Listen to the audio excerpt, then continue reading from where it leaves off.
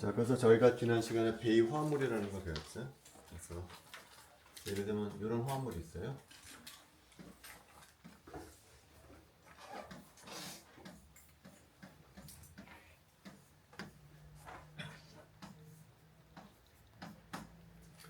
여기는 금속을 뭐라고 그러냐면은 중性금속 이온이라고. 그 다음에 얘를 뭐라고 부르냐면 리간드라고 해요. 그 다음에 산화수라는 게 있어. 중식 금속은.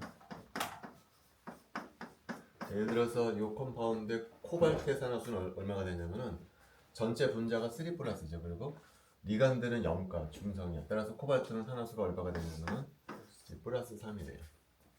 그 다음에 또 중요한 게 뭐가 있냐면은 베이수라는 게 있어요.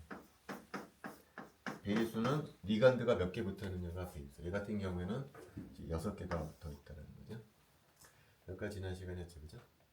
자, 그런 다음에 여기 리간드 같은 경우는 내가 지난 시간에도 얘기했지만 리간드에는 반드시 뭐를 갖고 있냐면은 비공유 전자쌍을 갖고 있어요. 예를 들어서 NH3는 어떻게 생겼냐면은 뭐 이렇게 생겼죠. 그래서 비공유 전자쌍이 있어요. 그래서 이 비공유 전자쌍이 메탈의 제공이 되면서 결합이 형성이 되는 형태일 때 여기서 보통 베이 화물에서 중심 금속 이온은 전자쌍을 받아들이는 애시드로 작용을 하고요. 리간드는 보통 비공유 전자쌍을 제공하는 이제 베이스로 작용을 해요. 그래서 여러분들 책에 보면은 다양한 리간드 책에 나와 있어요. 그래서 대표적인 거 몇 개만 보면은 자, 암모니아도 대표적인 리간드고요. 물도 대표적인 리간드예요. 물도. 근데 물도 뭘 갖고 있죠? 물도 비공유 전자쌍을 갖고 있어요. 또 많이 쓰이는 리간드가 뭐가 있냐면 카본 모녹사이드가 있어요. 카본 모녹사이드도 뭘 갖고 있냐면은 비공유 전자쌍을 갖고 있다는 거죠. 그거 말고도 뭐 시아나이드 얘도 마찬가지로 비공유 전자쌍을 갖고 있어요. 그래서 이런 것들이 전부 리간드로 사용이 되고 있어요. 자, 근데 요런 리간드를 뭐라고 부르냐면은 모노덴테이트 리간드라고 보통 불러요. 모노덴테이트. 무슨 얘기냐면 덴테이트는 뭐라고 부르냐면은 이빨이라는 뜻이야. 요게 이빨이야, 요게 이빨. 메탈이랑 결합을 할 때 요것이 이빨로 작용을 해서 결합을 한다는 거죠. 앞에 모노라는 것은 뭐냐면은 이빨이 하나 있다라는 거야. 하나 메탈하고 한 번만 결합을 하기 때문에 모노덴테이트 리간드라고 부르거든요. 그 반면에 여러분들이 기억해야 될 것이 뭐냐면은 모노덴테이트 리간드 말고 바이덴테이트 리간드도 있어요. 이름이 의미하는 바와 같이 바이덴테이트 리간드는 뭐냐면은 이빨이 2개야. 무슨 얘기냐면은 어떤 리간드는 예를 들면 여러분들 책에 옥살레이트 아이온이라는 게 있거든요. 어떤 모양이냐면 이런 모양.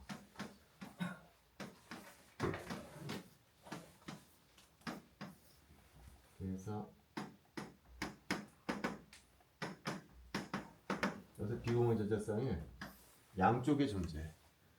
그래서 얘가 메탈이 있으면은 메탈이 요거 비공유 전자쌍이랑 결합하고 요거 비공유 전자쌍 결합. 이거 2번을 결합할 수가 있어요. 요쪽 산소 있는 놈도 메탈이랑 결합할 수가 있고 요쪽 산소 있는 놈도 얘랑 결합할 수가 있기 때문에 이걸 갖다가 뭐라고 부르냐면은 바이덴테이트 리간드라고 불러요. 얘 같은 경우에는 여기도 마이너스 차지를 띠고 있고 여기도 마이너스 차지를 띠고 있어요. 이름은 뭐라고 부르냐면은 옥살레이트 아이온이라고 불러요. 자, 이름보다 더 중요한 것은 뭐냐면은 얘가 마이너스 2가라는 게 중요해요. 자, 그게 왜 중요하냐면은 얘가 마이너스 2가라는 것이 왜 중요하냐면은 앞서 우리가 요 코발트 산화수를 계산한다고 그랬잖아요. 코발트 산화수를 계산할 때 어떤 정보가 필요하냐면은 리간드의 산화수가 필요해요.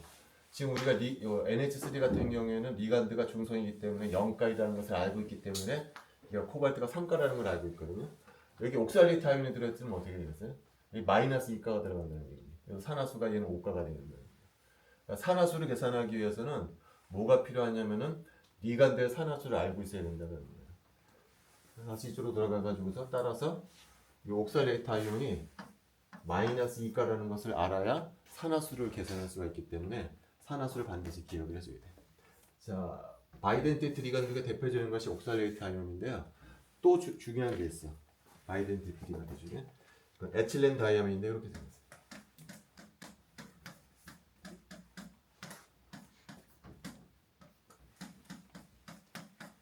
여기 비호모제니성이 있어. 그다음에 여기도 마찬가지로 비호모제니성이 있어. 그래서 메탈이랑 두 군데서 결합을 입수해서 얘도 바이덴테이트 리간드로 부르고 이름은 뭐냐면은 에틸렌 다이아민.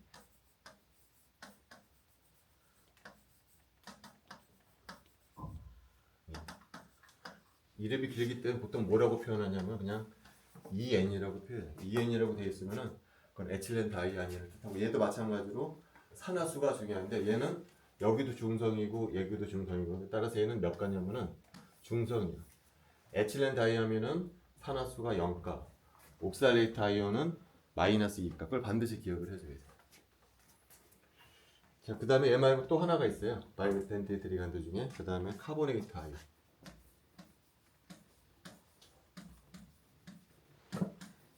얘도 바이덴테이트 리간드. 어떤 모양이냐면 이런 모양. 여기도 마이너스, 여기도 마이너스. 그래서 여기 비공유진열상, 여기 비공유진열상이 메탈이랑 두 군데서 결합할 수가 있기 때문에 얘도 바이덴테이트 리간드. 얘도 마찬가지로 산화수가 몇 가냐면은 마이너스 2가요. 그래서 카보네이트 아이온, 옥살레이트 아이온은 마이너스 2가, 에틸렌 다이아민은 0가라는 것을 여러분들이 기억을 하시면 돼요. 자, 그 다음에 산화수 계산하는 문제를 한번 풀어보도록 할게요. 다음과 같은 컴플렉스가 있어요.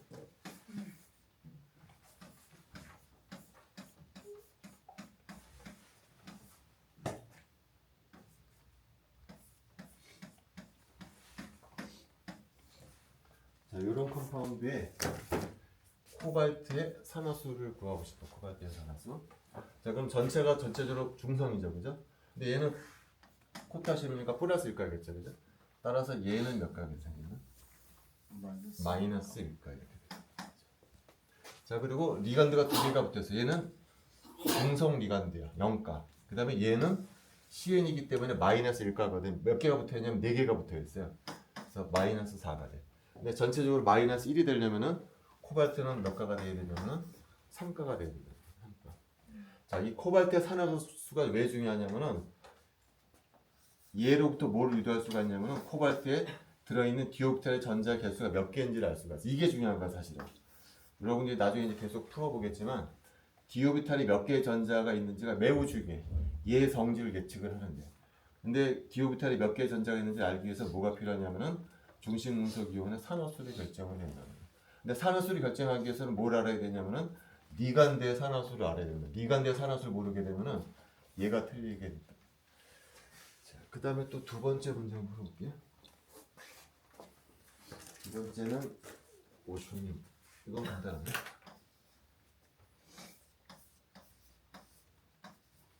이런 컴파운드에서 오순율과 산화수를 물어보면요, 전체적으로 중성 분자죠, 0가. 그 다음에 카본 모녹사이드도 중성 리간드에 따라서 이때 오순율은 0가가 되겠죠. 간단한 문제죠. 자, 그다음 마지막 하나 더 풀어볼게요.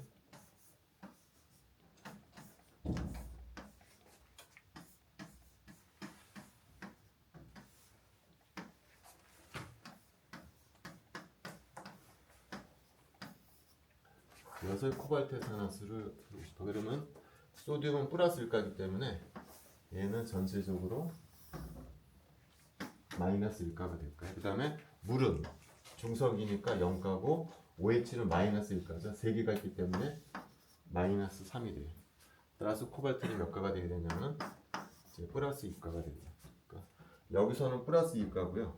같은 코발트지만 여기서는 플러스 3가다. 따라서 디오비탈에 있는 전자가 달라지게 된다라는 거죠.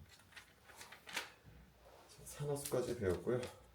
자, 그 다음에 지금 우리가 그래서 이렇게 베이 화합물이 있다라는 것을 알게 됐어요. 베이수가 얘 같은 경우에 6이 되겠죠.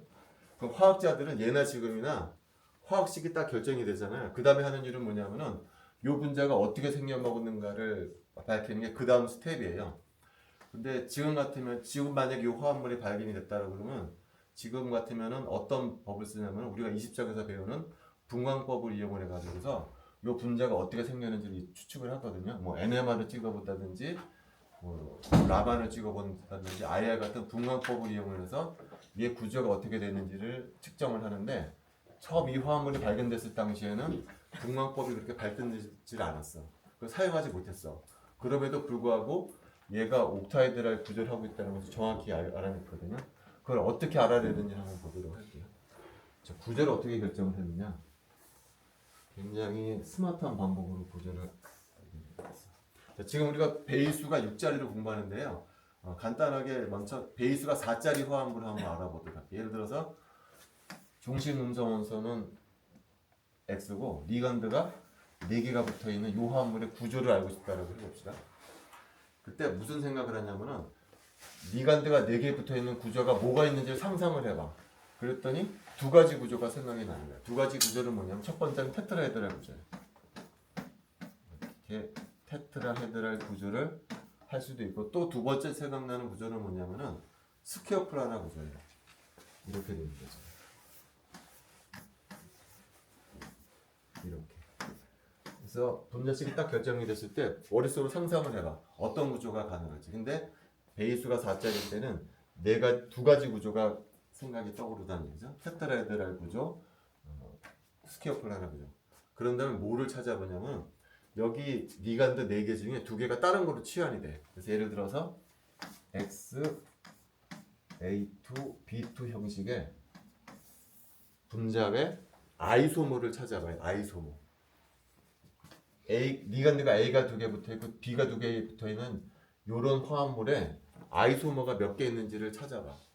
예를 들어서 얘가 스퀘어 플라나 구조를 한다라고 그러면은 몇 개의 아이소모가 발견될 수 있냐면은 2개의 아이소모가 발견될 수가 있어요. 왜 그러냐면은 왜 2개가 가능하냐면 스퀘어 플라나 같은 경우에 이렇게 쓸 수가 있겠죠. A가 서로 마주봐. B도 서로 마주보는 구조가 하나 있을 수가 있겠죠. 그 다음에 두 번째 구조는 이런 거예요. 메탈이 있고 A가 같은 쪽에 B가 또 같은 쪽에 이런 식으로 2개의 아이소모가 존재할 수 있다는 얘기. 만약에 얘가 스퀘어 플라나 구조를 하고 있다라고 하면 근데 만약에 스퀘어 플라나 구조가 아니고 테트라헤드랄 구조를 하고 있다라고 그러면은 몇 개의 아이소모가 존재할 수 있냐면 하나밖에 존재할 수가 없어요. 얘 같은 경우는 여기 AA 있는 거랑 여기 A가 있는 거랑 여기 A가 있는 거랑 사실 다 똑같은 문제라는 얘기죠. 따라서 구조에 따라서 어떤 구조를 하느냐에 따라서 아이소모 숫자가 달라질 수가 있다는 거지. 테트라헤드랄 구조라고 그러면은 아이소모가 하나만 존재해야 되고 스퀘어 플라나 구조라고 그러면 아이소모가 2개가 존재해야 되는데 찾아보니까 몇 개 아이소모가 발견이 됐냐면은 2개의 아이소모가 발견이 됐어. 따라서 이거는 이 화합물은 어떤 구조를 하고 있냐면은 스퀘어 플라나 구조를 하고 있다라고 예상할 수가 있다는 거죠. 그래서 똑같은 얘기를 옥타이드랄 구조에 대해서도 생각해 볼 수가 있다는 거예요. 리간드가 6개 붙어 있는 경우도 비슷한 생각을 해볼 수가 있다는 거예요. 이건 중심 음속은 X고 리간드가 6개 붙어 있는 거예요. 똑같이 자 6개의 리간드가 붙어 있는 경우에는 어떤 구조를 생각해 볼 수가 있냐면 제일 첫 번째 생각이 떠올랐던 건 뭐냐면은 육각형 구조, 정육각형 구조, 벤젠처럼 여기가 X가 있고 여기 꼭지점에 리간드가 6개 붙어 있는 구조가 떠올랐어요. 그 다음 두 번째 구조는 뭐냐면은 일단 위에 삼각형이 있어. 이렇게 삼각형. 그래서 여기가 리간드가 3개 붙어 있어. 그 다음에 이 평면 아래쪽에도 또 삼각형이 있어. 여기 리간드가 6개 붙어 있어. 이렇게 연결해. 프리즘 형태의 화합물을 생각해 보세요.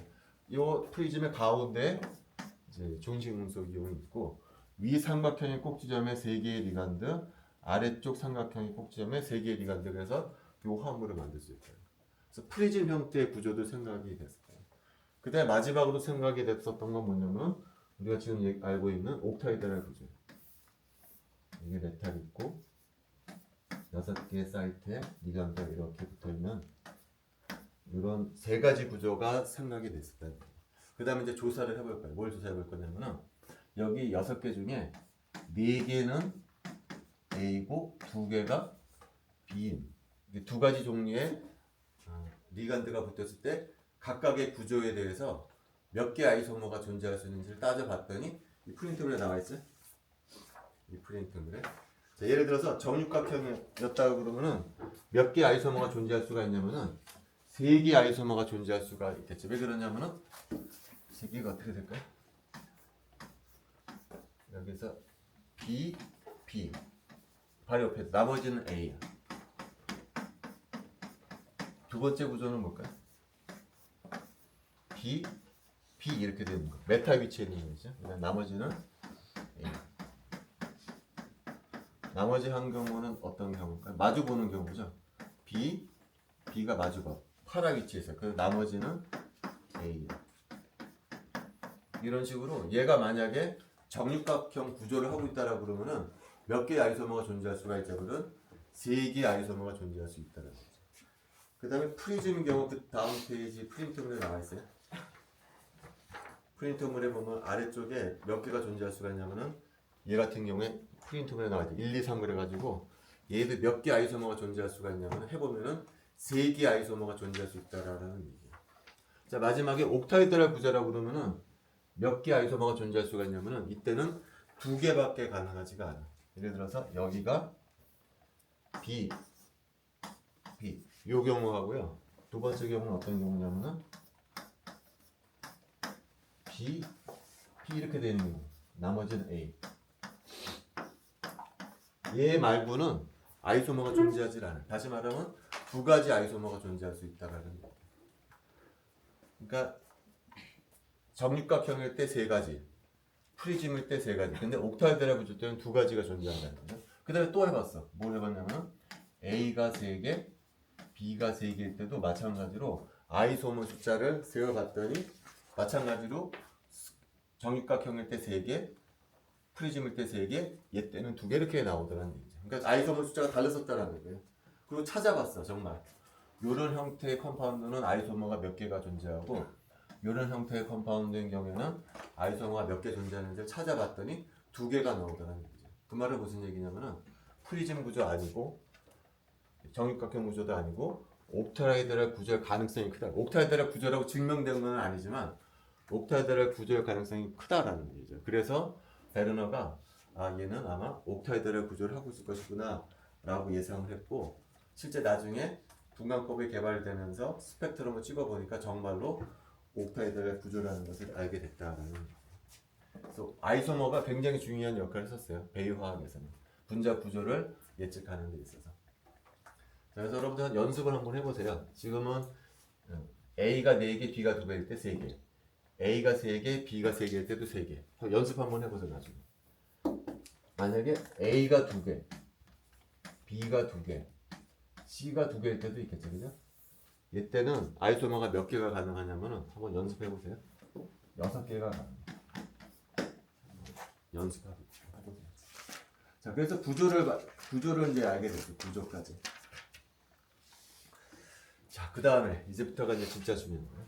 이제부터는 구조까지 알게 됐잖아요. 그 다음에 화학자들이 한 일은 뭐냐면 화학식을 안다면은 구조를 알게 되고 구조를 안다면은 그 다음에 뭘 연구하냐면은 전자 구조가 어떻게 되는지를 또 공부하는 거예요. 그게 마지막 스텝이에요.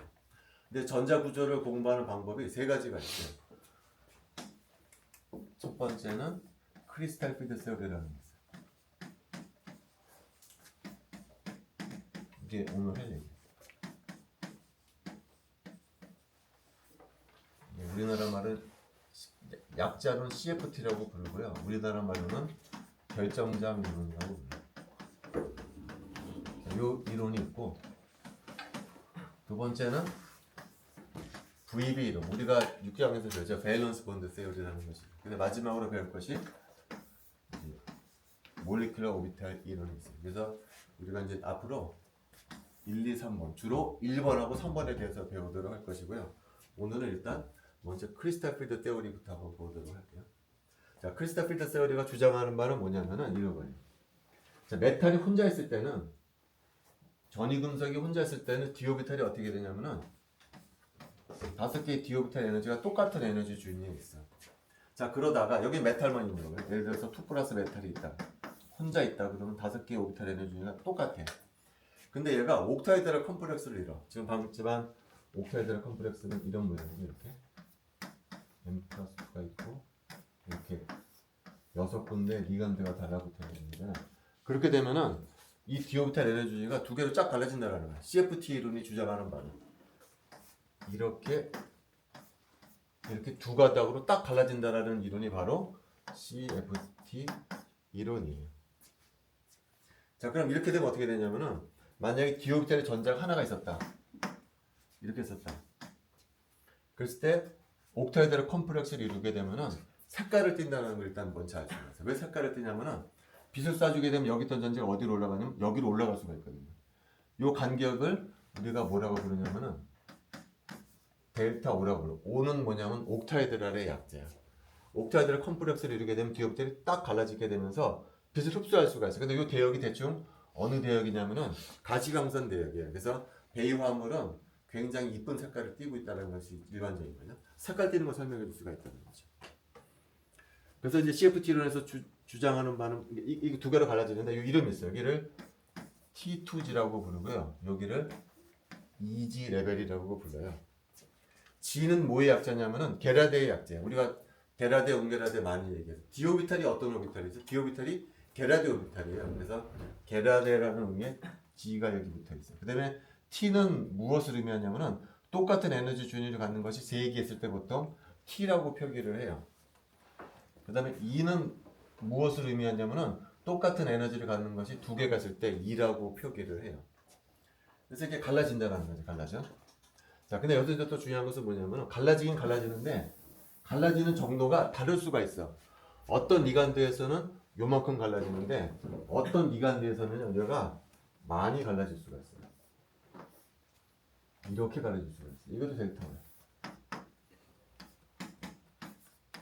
어떤 리간드가 달라붙느냐에 따라서 조금 갈라지는 경우가 있고 많이 갈라지는 경우가 있어요. 많이 갈라지는 경우가 대표적인 예가 바로 카본 모녹사이드라는 리간드가 달라붙게 되면은 아이고 카본 모녹사이드가 달라붙게 되면은 많이 갈라져. 이제 왜 많이 갈라지는 우리가 나중에 배울 거예요. 반면에 클로라이드 같은 할로겐 리간드가 달라붙잖아요. 그러면 조금밖에 갈라지질 않아요. 왜 그런지는 나중에 배우도록 할게요. 그래서 이런 리간드를 뭐라고 부르냐면 보통 약한 장 리간드라고 부르요.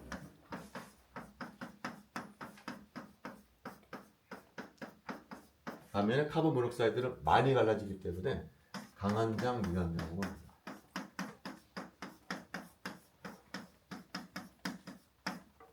자, 그 다음에 또 하나 얘기해 줄 것은 뭐냐면 여기가 원래 에너지 준이거든요. 여기가 원래 에너지 준인데 요 간격하고 요 간격이 같지가 않아. 자, 왜 같지 않은지 한번 설명해 볼게요. 왜 같지가 않냐면 예를 들어서 여기 어떤 오비탈이 하나 있고 여기 하나가 있다고 해봅시다. 그러면 서로 상호작용하게 되면은 본딩 오비탈을 만들고 안타이 본딩 오비탈을 만들죠. 이때는 이게 중앙이라 그러면 요 간격하고 요 간격이 거의 같아요. 그래서 무슨 일이 벌어지냐면은 전자가 만약에 4개가 채워져 있다고 그러면 어떻게 되죠? 본도도가 제로가 되면서 결합이 형성이 안 된다. 그런 얘기 많이 했었죠. 전자가 본딩에도 차고 안타 본딩에 차게 되면 보통 결합이 형성이 안 돼요. 왜 그러냐? 여기 안정화되는 에너지하고 불안하게 된 에너지가 거의 상쇄가 되기 때문에 결합이 형성이 되지가 않는다. 자, 근데 어떤 경우에는 얘가 하나 생기고 하나 생기는 것이 아니고 예를 들면은 얘가 중앙이라고 그러면은 여기가 두 개가 생기고 하나 생기는 경우가 있을 수가 있어. 어떤 경우는 즉 바로 이런 케이스가 비슷한 거죠. 여기는 어떤 경우인가요? 메탈이 여기 아래쪽으로 내려가는 것은 3개고 위쪽으로 올라가는 2개예요. 뭐 그런 게 있어요. 이런 식으로 아래쪽으로 내려가는 본딩 오비탈은 2개고 안타이 본딩 오비탈 하나 생길 때가 있어요. 그때 요 간격하고 요 간격이 같지가 않아. 왜 같지가 않냐면은 이 경우 만약에 6개의 전자가 다 채워지면 어떻게 됩니까? 아까랑 마찬가지로 결합이 형성이 되면 안 되거든요. 왜냐면 불안하게 된지는 전자의 에너지하고 안전하게 된 전자 에너지와 불안하게 된 에너지가 상사가 돼서 이그젝트리 제로가 되겠다는 거죠. 그럼 만약에 여기 간격하고 여기 에너지 간격하고 여기 에너지 간격이 되면 어떻게 되겠어요? 아래쪽으로 내려가는 전자가 더 많잖아요. 그럼 결합이 형성이 된다는 거예요. 근데 그렇지 않다라는 거예요. 다시 말하면 요 간격이 어떻게 될까요? 작아야 되고 요 간격이 더 높아야 된다는 얘기죠. 이렇게 되는 거예요. 요 간격은 어떻게 될까요? 이게 대략 3분의 1 정도 되고요. 요 간격이 얼마가 될까요? 3분의 2 정도 돼야 돼. 그래서 3분의 1에다가 전자가 4개가 들어간 거랑 3분의 2에 전자가 2개 들어간 거랑 이그적들이 캔슬이 돼서 결합이 형성이 되지가 않는다. 그래서 결론은 뭐냐면은 본딩 오비탈의 개수하고 안토 오비탈의 개수가 다를 때는 요 간격하고 요 간격이 같지가 않다는 거예요. 얘 같은 경우에는 3분의 1만큼 아래로 내려가고 얘 같은 경우는 3분의 2만큼 올라가게 돼 있다는 거죠. 자, 그럼 요 케이스는 어떻게 될까요? 여기는 아래로 내려가는 게 3개고 위로 올라가는 게 2개예요.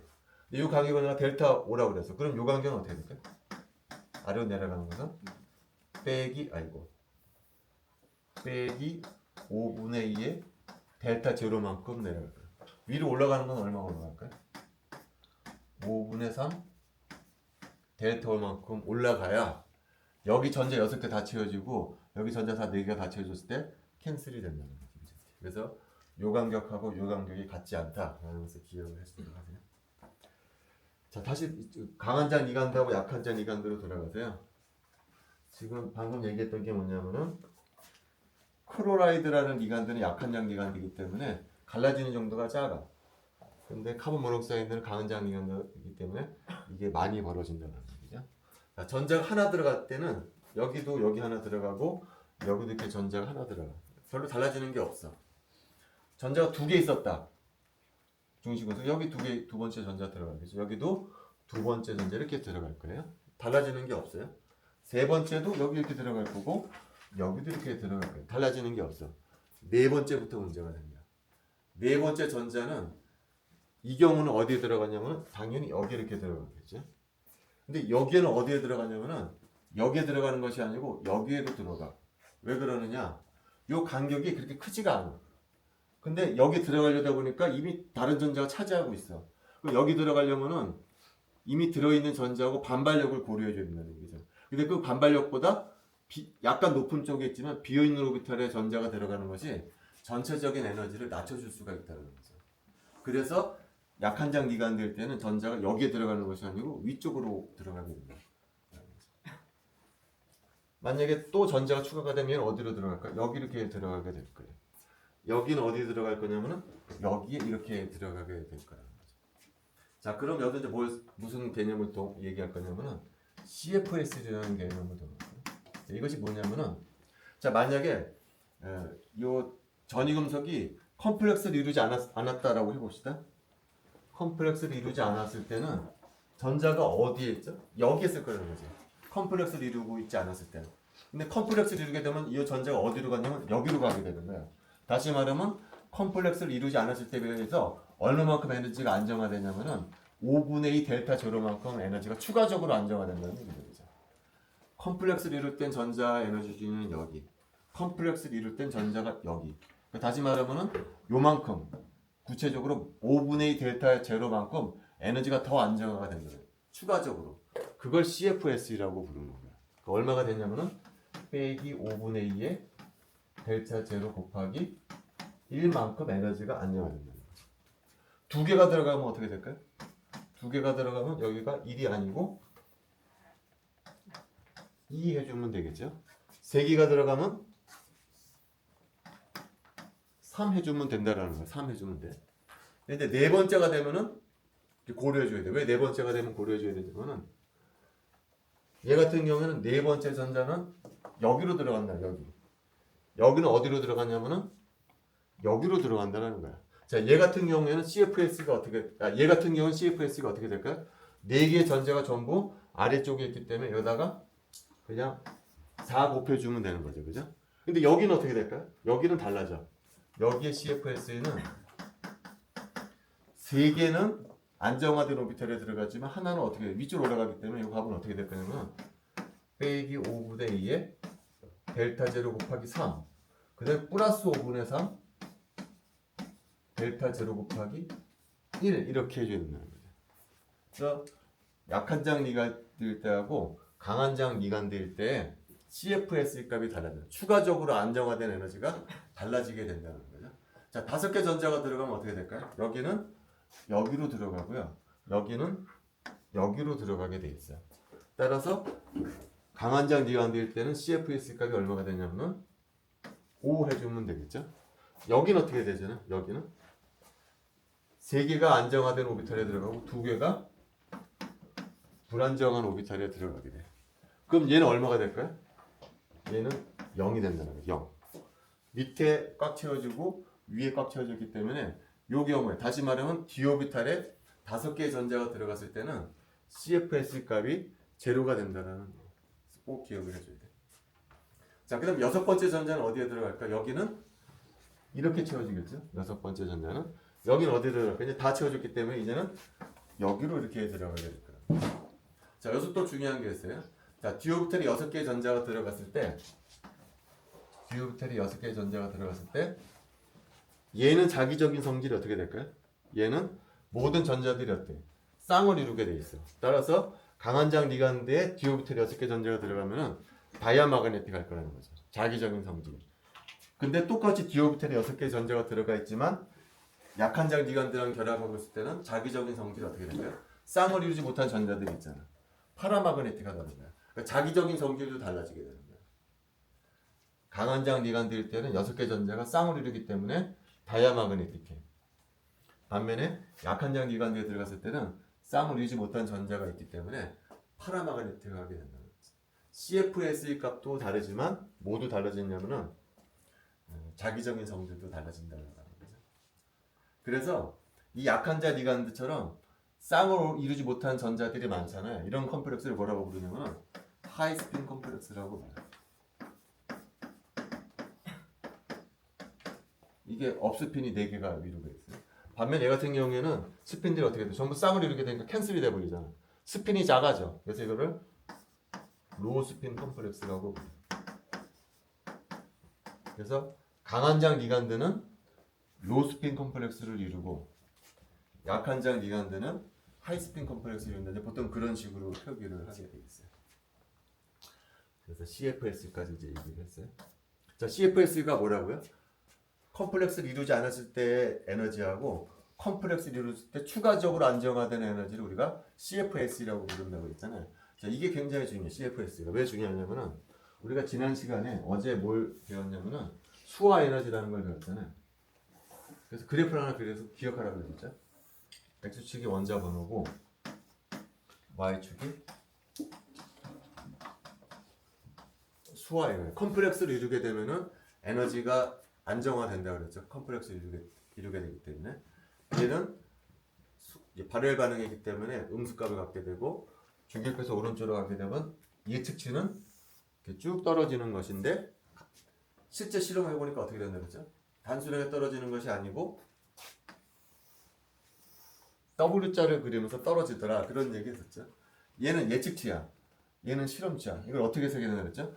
이 부분은 뭐로 해석한다고 그랬어요? 메탈의 사이즈로 해석할 수가 있다고 그랬죠. 무슨 얘기냐면은 얘가 어떻게 되냐면은 메탈이 있으면은 물 분자가 다가와서 결합을 한다고 그랬잖아요. 요 에너지, 요 메탈과 리간드 사이 에너지는 근사적으로 뭐로 표현할 수가 있냐면은 쿨롱 포텐셜로 표현할 수가 있다고 그랬죠. 얘 길이가 R이라고 보면 얘는 근사적으로 빼기 48750 R분의 2제곱으로 근사해 줄 수가 있다. 수화 에너지를. 따라서 수화 에너지는 뭐에 따라서 달라지냐면은 R에 따라서 달라진다. 그래서 R이 뭐냐면은 메탈과 리간드가 얼마나 가까이 다가오느냐. 그 R에 의해서 결정이 되고 R이 작으면 작을수록 수화 에너지가 커진다 그랬었잖아요. 근데 주기율표에서 오른쪽으로 가면 갈수록 메탈의 사이즈가 작아지니까 물이 더 가까이 갈 수 있다. 그래서 R이 작아지면서 수화 에너지가 커진다. 그런 식으로 얘기한 것이 이 그래프였어요. 그래서 여기까지는 이 포인트까지는 메탈의 사이즈로 설명해 줄 수가 있는데 실험을 해보니까 더 내려가다는 거예요. 더 내려가는 부분이 있다라는 거예요. 설명이 안 되는 부분이 있다. 이것이 바로 CFS라는 거예요. CF 결정장 이론에 하면은 사이즈만 고려했을 때는 수화 에너지가 여기가 돼야 되는데 실제 실험해보면 더 많이 떨어진다는 거야. 이게 어디서 왔냐는 거죠. 그게 바로 CFS라는 거예요. 추가적으로 더 안정화되는 에너지가 있다는 거야. 추가적으로. 그게 바로 요거라는 거죠. 요 그래. 원래는 여기 전자가 있어야 되는데 컴플렉스를 이루게 되면서 T2G 에너지가 더 아래쪽으로 더 떨어지게 됐잖아요. 요만큼이 더 추가적으로 안정화되는 이걸 CFS라고 부르는 거죠. CFS로 설명해 줄 수가 있다라는 거예요. 자, 그리고 얘는 더 나아가서 뭘 설명해 줄 수가 있냐면은 아까 이 그래프를 그렸을 때 설명이 되지 않은 부분은 요 부분 하고 요 부분은 원래 자리로 복귀한다고 그랬잖아요. 원래 자리로. 여기가 뭐라고 그랬냐면은 망건 2 플러스고 여기가 어디냐면은 징크 2 플러스예요. 여기는 디오프탈이 몇 개 전자가 있냐면은 5개의 전자가 있고요. 여기는 디오프탈이 몇 개 전자가 있냐면은 10개의 전자가 있는 경우에는 원래 자리로 복귀한다는 거야. CFS가 없다라는 얘기죠. 요 포인트하고 요 포인트에서는 CFS가 얼마라는 얘기, 이 관계 CFS라고 그랬으니까 CFS가 제로라는 의미야. 왜 제로가 되냐면은 징크 2 플러스 같은 경우에 전자가 어떻게 채워지나요? 위아래 다 채워지는 거잖아. 얘 같은 경우 이제 지워볼게.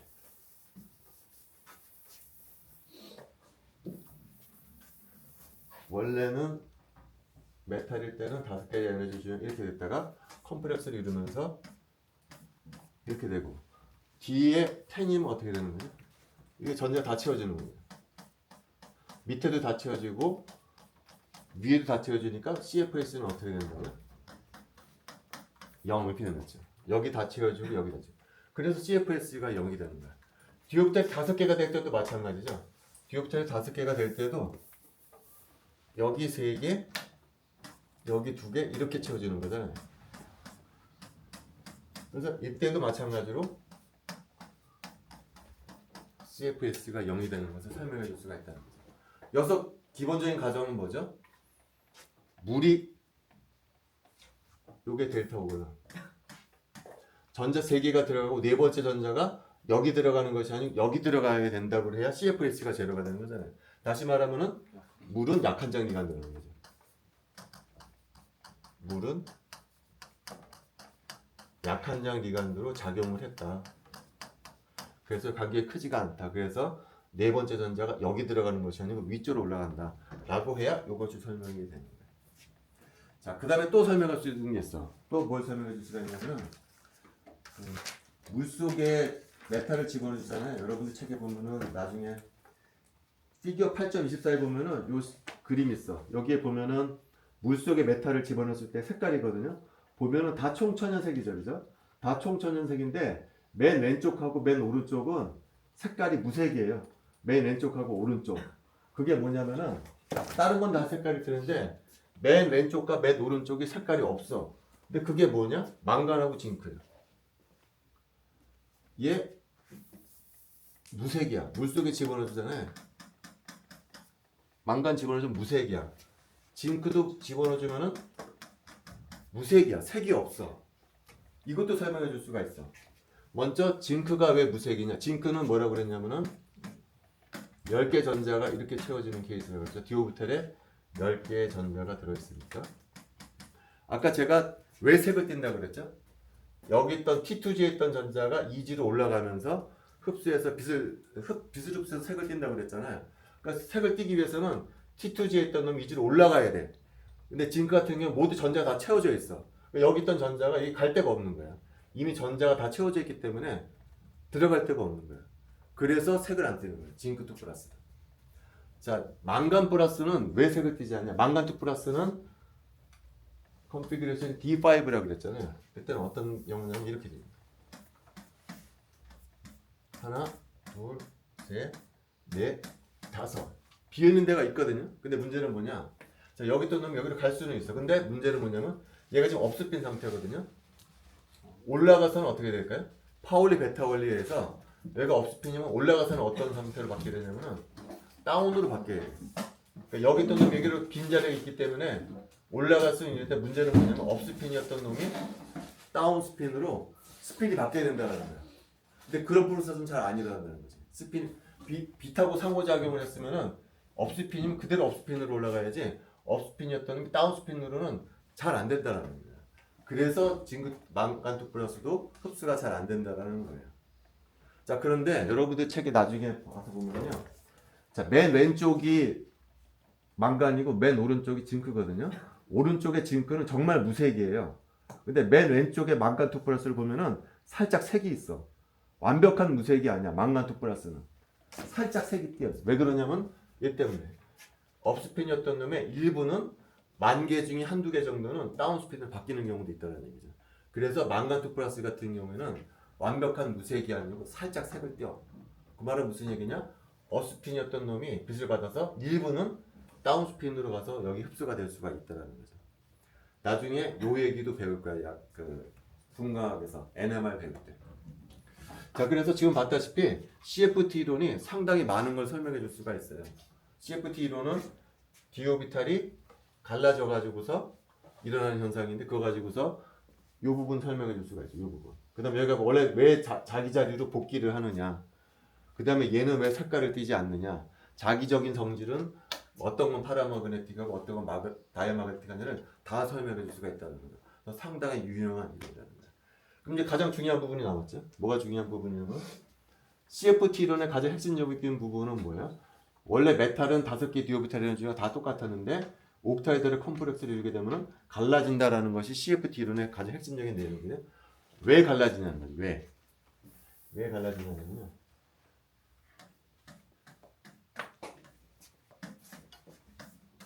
요거 우리가 EG라고 그러고 T2G라고 부르는데 이 5개 디오비탈 중에 위로 올라가는 오비탈이 어떤 오비탈이냐면 이 오비탈이에요.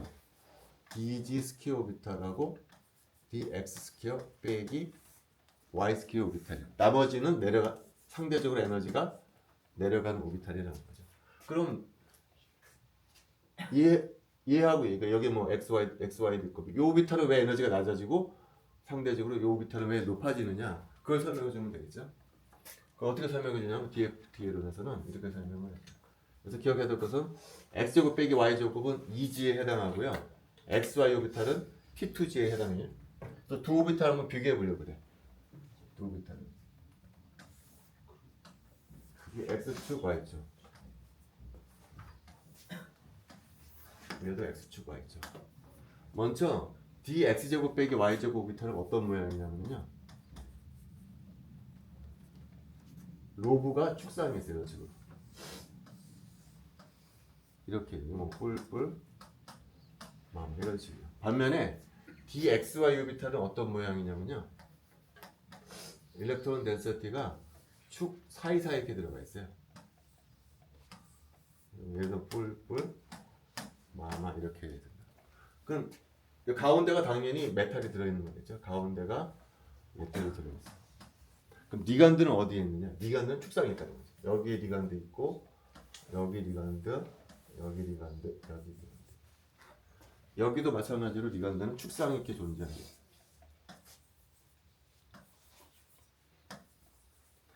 자, 이런 상황에서 CFT로는 뭐라고 주장하냐면은 이때가 에너지가 높아진다. 여기 T2G죠. 이때는 상대적으로 에너지가 낮다라는 거예요. 얘보다. 그걸 어떻게 설명하냐면은 이 리간드는 아까 뭐라고 그랬냐면 반드시 제공해 줄 수 있는 비공의 전자쌍을 갖고 있다고 그랬잖아요. 리간드는 전자쌍이 있어. 전자쌍이 있어. 그다음에 이건 디오비탈에 있는 전자야. 그러면은 리간드에 있는 비공의 전자쌍하고 이 메탈에 있는 디오비탈에 있는 전자가 서로 반발을 한다. 리간드에 있는 전자하고 메탈의 디오비탈에 있는 전자가 반발을 해서 에너지가 높아진다는 거야. 자, 근데 이 케이스는 어떤 케이스죠? 바로 일렉트론 덴시티가 있는 바로 그 위치에 리간드가 달라붙고 직접적으로 반발을 하고 있다는 거예요. 그래서 얘는 에너지가 많이 높아지게 되는 거죠. 반면에 얘 같은 경우는 어떻게 되죠? 리간드가 있긴 있지만 어떻게 돼요? 일렉트론 덴시티가 옆으로 빼져 있어요. 그러니까 벌어져 있다는 거죠. 그러니까 직접적으로 얘는 반발하는 것이 아니야. 얘는 직접적으로 반발하는 반면에 얘는 리간드가 일렉트론 덴시티 사이 쪽으로 들어가기 때문에 상대적으로 얘보다는 에너지가 낮다는 거죠. 그래서 얘는 에너지가 상대적으로 낮아지고요. 얘는 에너지가 상대적으로 높아진다. 뭐 그런 얘기예요. DG 스퀘어 오비탈도 마찬가지예요. DG 스퀘어 오비탈은 어떤 모양이냐면은 이게 지축이라고 하면 이런 모양이죠. 뿔뿔 이렇게 되어 있는 겁니다. 리간드는 축상이 이렇게 존재해요.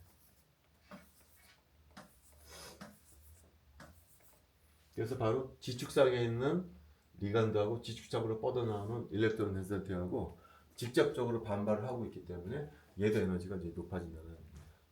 그래서 CFT로는 이런 식으로 반발의 정도가 다르다라는 것으로 T2G하고 EG를 설명을 해줘요. 여기는 왜 에너지가 높아지고 여기는 에너지가 왜 낮아지느냐? 리간드에 있는 전자하고 디오프탈에 있는 전자가 서로 반발을 하는데 얘는 직접적으로 반발하기 때문에 상대적 에너지가 높아진다는 거예요. 그래서 이 간격을 우리가 델타 O라고 부르는데 리간드에 따라서 델타 O가 큰 놈이 있고 작은 놈이 있더라라는 얘기죠. 그것이 CFT 이론의 핵심이에요. 자, 그럼 한번 연습을 한번 해보도록 할게요. 무슨 연습을 할 거냐면은 자, 근데 아까 제가 말했지만 요 델타 O가 커지는 리간드가 있고 작아지는 리간드가 있다고 그랬죠. 그거 꼭 기억해야 된다고 그랬어요. 자, 그러면은 그게 배경 지식으로 해서 문제를 한번 내볼게요. 자, 문제가 뭐냐면은 이런 컴파운드가 있어요.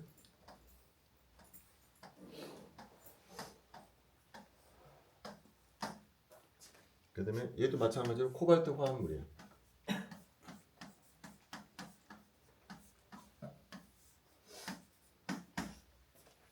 질문은 뭐냐면은 얘는 자기적인 성질이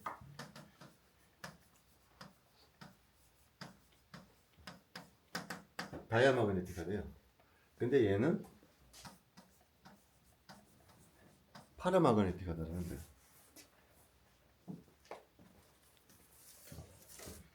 자, 먼저 얘를 풀기 위해서는 첫 번째 스텝에서 뭘 알아야 되냐면은 도대체 코발트에 몇 개의 전자가 들어있는지를 파악을 해야 돼. 그게 첫 번째야. 자, 코발트에 몇 개의 전자가 들어있는지를 알기 위해서는 뭐를 계산해야 되냐면은 코발트의 산화수를 계산을 해야 돼요. 근데 이거 컴파운드는 전체가 마이너스 3까지잖아요. F는 마이너스 1까지요. 6개가 들어있으니까 마이너스 6이니까 얘는 플러스 3가가 될 거예요. 자, 여기는 어떻게 될까요? 전체적으로 3가거든요. 근데 NH3는 0가잖아요. 그러니까 얘도 플러스 3가가 됩니다. 그러니까 얘나 디오프탈에 전자가 몇 개가 들어있냐면은 둘 다 6개가 들어있어요. 얘도 주기율표에서 세보면은 코발트 3가는 6개의 전자가 들어있는 것으로 계산이 됩니다. 그러니까 둘 다 디오프탈에 전자는 6개가 들어있어. 근데 자기적인 성질이 달라. 얘는 다이아마그네틱하고 얘는 파라마그네틱하다는 거야. 한번 왜 그런지 설명해 보라는 거야. 자, CFT 이론에서는 어떻게 설명하냐면 이렇게 설명을 해요. 얘는 대표적인 약한장 리간드라는 거야. 약한장 리간드. 할라이드가 대표적인 약한장 리간드. 따라서 T2G하고 EG가 어떻게 되죠? 붙어 있어. 이게 T2G고 EG가 붙어 있어. 왜? F-는 약한장 리간드이기 때문에. 반면에 NH3는 나중에 얘기했지만 이건 사실 중간장 리간드라고 부르는데 이 컴파운드에서는 얘가 강한장 리간드로 작용한다. 그래서 T2G가 있으면은 EG는 상당히 높은 쪽에 있다는 거죠. 자, 그럼 얘 같은 경우 전자 6개가 어떻게 들어갈까요? 요 간격이 넓기 때문에 하나, 둘, 셋, 그다음 여기로 올라가는 것이 아니고 요 간격이 높기 때문에 이렇게 들어가요. 이런 식으로. 그래서 전자들이 모두 쌍을 이루기 때문에 다이아마그네틱하다라고 설명을 해줍니다. 반면에 얘 같은 경우에는 약한장 리간드예요. 플로라이드 같이 할로겐 원소는 대표적인 약한장 리간드이기 때문에 전자가 어떻게 들어가냐면 하나, 둘, 셋, 그다음 넷 이렇게 들어가요. 다섯, 여섯 이렇게 들어간다는 거죠. 그래서 쌍을 이루지 못하는 전자가 4개가 있기 때문에 얘는 파라마그네틱하다라는 거죠. 따라서 이게 강한장 리간드가 붙냐 약한장 리간드가 붙느냐에 따라서 자기적인 성질이 달라질 수가 있어요. 만약에 CFSE 값을 구해보라 그러면 어떻게 될까요? 얘 같은 경우에는 CFSE가 어떻게 될까요? 추가적으로 안정화 되는 에너지는 요 간격이 얼마라고 그러냐면 빼기 5분의 2 델타 제로라고 그랬어요. 따라서 빼기 5분의 2 델타 제로 곱하기 6 해주면 되겠죠. 얘 같은 경우는 어떻게 되나요? 얘가 중심이라고 그러면 내려가는 거는 빼기 5분의 델타 제로고 올라가는 것은 얼마냐면 5분의 3 델타 제로이기 때문에 CFS 값은 어떻게 계산하냐면 빼기 5분의 델타 제로 곱하기 하나, 둘, 셋, 넷 곱하기 4 올라가는 거는 플러스 5분의 3 델타 제로 곱하기 2 이런 식으로 계산해 줘야 된다. CFS 값도 다르고 자기적인 정제도 다르더라 하는 얘기예요. 자, 여기까지가 옥타이드랄 콤플렉스에 관한 얘기예요. 배수가 6자리. 사실 배유학물은 거의 배수가 6자리예요. 그리고 배수가 6자리일 때는 옥타이드랄 콤플렉스야.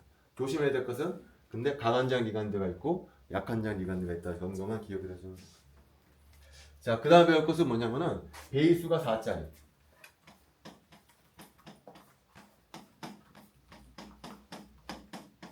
자, 배수가 6자리인 경우에는요 옥타이드랄 콤플렉스밖에 없어요. 그래서 간단해. 근데 배수가 4자리인 경우는 두 가지 구조가 가능해. 앞서도 잠깐 얘기했었는데 테트라헤드랄 구조가 있고요.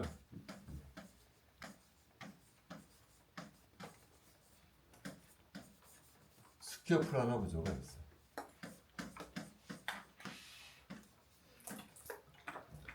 자, 먼저 따져봐야 될 것은 뭐냐면은 아까 우리가 옥타이드랄 콤플렉스일 때는 어떤 에너지 준이 어떻게 된다 그러냐면 이렇게 된다고 그랬죠. T2G, EG. d 오비탈이 이렇게 갈라져 가지고서 T2G, EG로 갈라진다고 그랬어요. 이제부터 해볼 것은 뭐냐면 그럼 테트라헤드랄 구조일 때하고 스키어프라나 구조일 때는 5개의 d 오비탈 에너지 준위가 어떻게 바뀔 것인가가 질문이에요. 옥타이드랄 때는 3개, 2개로 딱 갈라지는데 테트라헤드랄이나 스키어프라나 구조일 때는 어떻게 갈라지는지가 질문이에요. 먼저 결론부터 얘기해 드릴게요. 결론부터. 테트라헤드랄 구조는 어떻게 되느냐? 이게 거꾸로가 돼. 이지. 이게 바로 테트라헤드랄. 결론은 이렇다. 결론. 왜 그런지는 곧 나중에 설명해 주도록 할게요. 자, 그다음 스키어프라나 구조인 경우는 어떻게 되냐면은 이렇게 돼.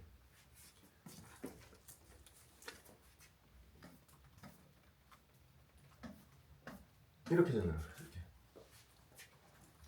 이 오비탈이 어떤 오비탈이냐면은 D, YG, D, XG. 그다음에 DG 스퀘어 오비탈.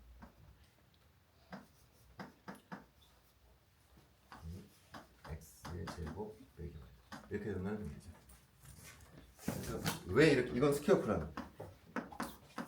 얘는 옥타이드예요. 자, 먼저 얘부터 보도록 할게요. 왜 테트라헤드랄 구조가 되면은 이렇게 되는지부터 먼저 보도록 할게요. 자, 테트라헤드랄 구조를 하면 어떤 모양이냐면 이런 거예요.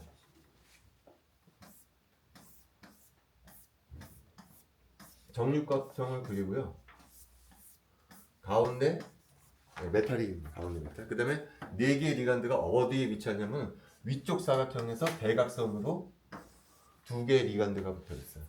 그다음에 아래쪽 평면에 어긋나서 대각선 위치에 2개의 리간드가 붙어 있는 것이 테트라헤드랄 구조예요. 테트라헤드랄 구조. 지축은 어느 쪽이 지축이냐? 요게 지축이라는 거죠.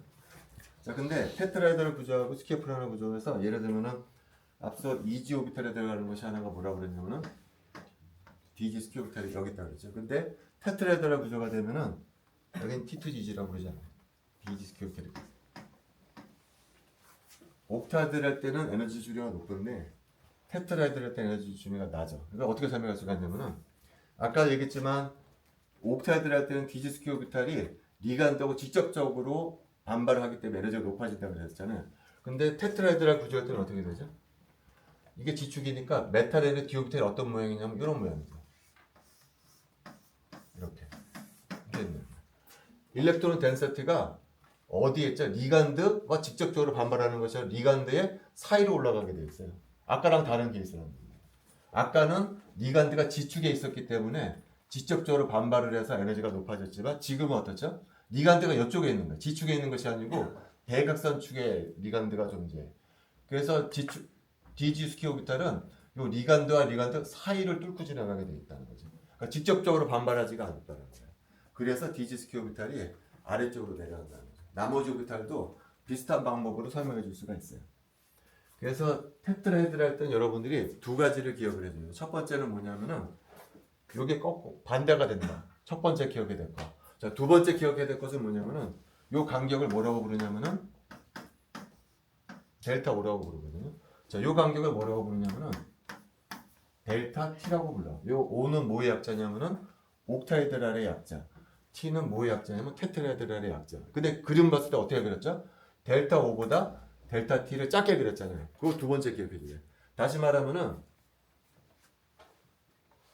옥타헤드랄인 경우에는 요 관계 큰 경우도 있고 작은 경우도 있다고 그랬잖아요. 강한 잔 리간드가 있고 약한 잔 리간드가 있다고 그런 식으로 얘기했었죠. 그러나 테트라헤드랄일 경우는 얘가 리간드에 상관없이 작아. 옥타헤드랄에 비해서 언제나 작아. 그 말은 무슨 얘기냐면은 테트라헤드랄은 리간드에 상관없이 언제나 모든 리간드가 약한 장 리간드로 작용한다는 거예요. 테트라헤드랄인 경우에는. 그래서 전자가 하나 들어가고 두 들어가고 무조건 세 번째 전자 위로 올라가게 돼 있다. 밑쪽으로. 여기에 들어가는 아래쪽으로 들어가지는 못한다는 거예요. 왜냐하면은 델타 T는 언제나 작다. 델타 O보다. 그래서 테트라헤드랄 구조는 두 가지를 기억해 줘야 돼요. 이게 거꾸로가 된다. T2지와 V지가 거꾸로 되고 그 다음에 얘는 언제나 작다. 그래서 언제나 약항잔 리간드로 작용을 한다. 라는 것을 이제 기억을 해줍니다.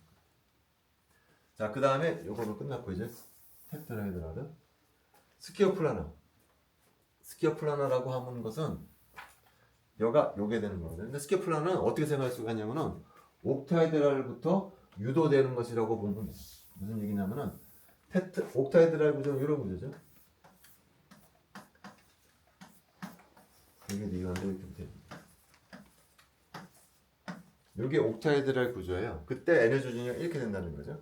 스키어 플라나라고 하는 것은 뭐냐면은 여기 G축에 있는 리간드를 위아래로 잡아 뽑는 거예요.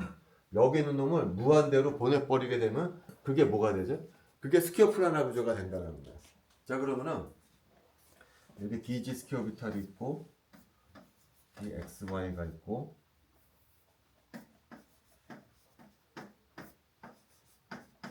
GX가 있거든요.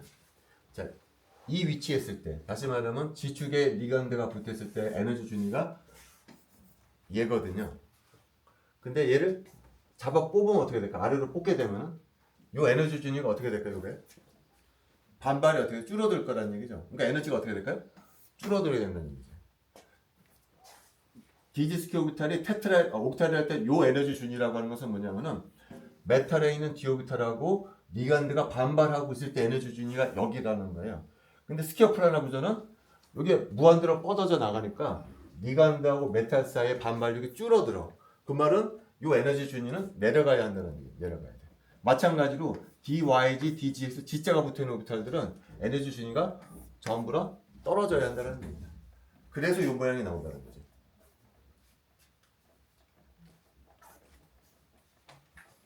DG 스퀘어 오비탈이 내려가. 그래서 어디까지 떨어지면 여기까지 떨어진다는 거예요. 이게 이쪽으로 간다. 그 다음에 DYG, GX도 에너지가 떨어져서 아래쪽까지 내려가게 된다. 나머지 거는 위치. 그래서 요런 에너지 주디가 나오게 됐다. 자, 근데 스퀘어 플라나 구조에서는요, 어떻게 생각하면 편하냐면은 여기 5개의 오비탈 중에 4개의 오비탈 있잖아요. 4개의 오비탈은 거의 붙어 있어. 그리고 얘는 살짝 안타고딩 하지만 거의 이 4개가 본딩 오비탈이라고 봐도 무방해. 얘가 상당히 아래쪽에, 얘가 하나 외톨이로 한참 위쪽에 가 있는 오비탈이라는 거야. 그래서 스퀘어 플라나 구조는 어느 경우에 많이 발견되냐면은 D 오비탈에 8개의 전자가 있는 경우에 스퀘어 플라나 구조가 많이 발견돼요. 왜 그러느냐? 이 4개 오비탈이 한참 아래쪽에 있고 얘 하나만 위쪽으로 올라가 있거든. 그래서 전자가 8개 이렇게 채워져 있으면 이 8개 전자가 모두 본딩 오비탈 비슷한 곳에 들어가 있기 때문에 매우 안정된 구조를 보인다는 거예요. 그래서 D 오비탈에 8개 전자가 있는 경우에는 스퀘어 플라나 구조를 하는 경우가 상당히 많아요. 언제나 그런 것은 아닌데 잘 나타난다는 거죠. D 오비탈이 8개. 그래서 D 오비탈 8개 전자가 있다? 그러면 얘는 스퀘어 플라나 구조가 가능성이 있구나. 그런 것들을 여러분들이 기억을 해주면 될 것 같아요. 그래서 지금 배수가 4자일 때는 테트라헤드랄 구조일 때가 있고 스퀘어 플라나 구조일 때가 있다면 그런 식의 얘기를 하셨죠. 자, 그 다음에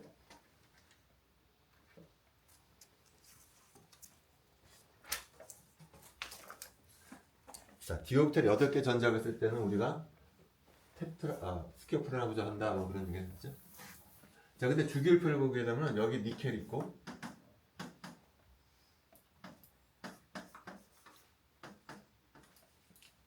팔라디움, 그 다음에 또 뭐가 있네? 플라티늄.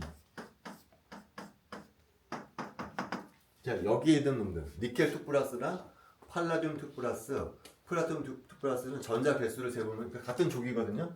몇 개의 전자가 있냐면은, 자, 디오비탈에 8개의 전자가 있는 거지. 얘들이 전부 같은 족에 속하고, 따라서 디오비탈이 8개의 전자를 갖고 있어요.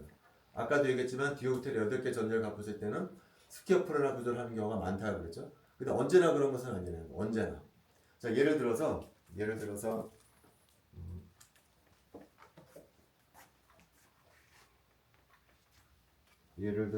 보자.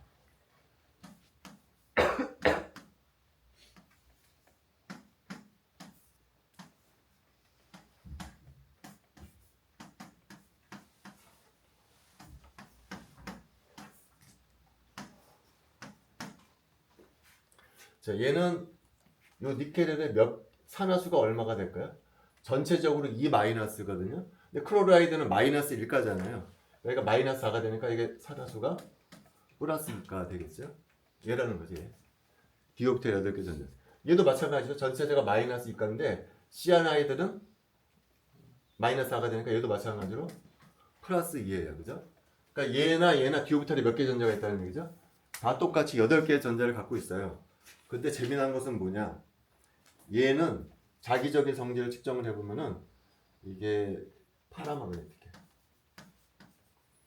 반면 CM-니까 얘가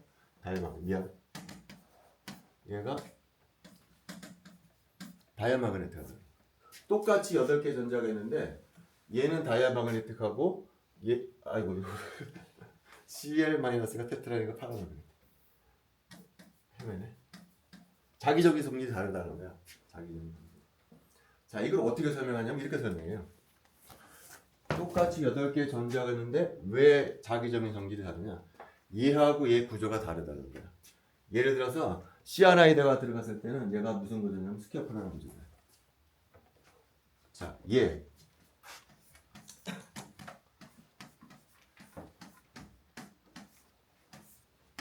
그래서 아까 스키어프라는 어떻게 되냐? 4개가 아래쪽에 있고 하나가 위쪽에 팍 떨어져 있다 그랬었죠. 그죠? 그래서 전자 8개가 어떻게 들어가면 이렇게 들어가. 그래서 다이아마그네틱 하다라는 거야. 반면에 니켈에 클로라이드가 붙어 있잖아요. 그럼 얘는 어떤 구조로 바뀌냐면은 테트라이드라 구조로 바뀌었다는 거야.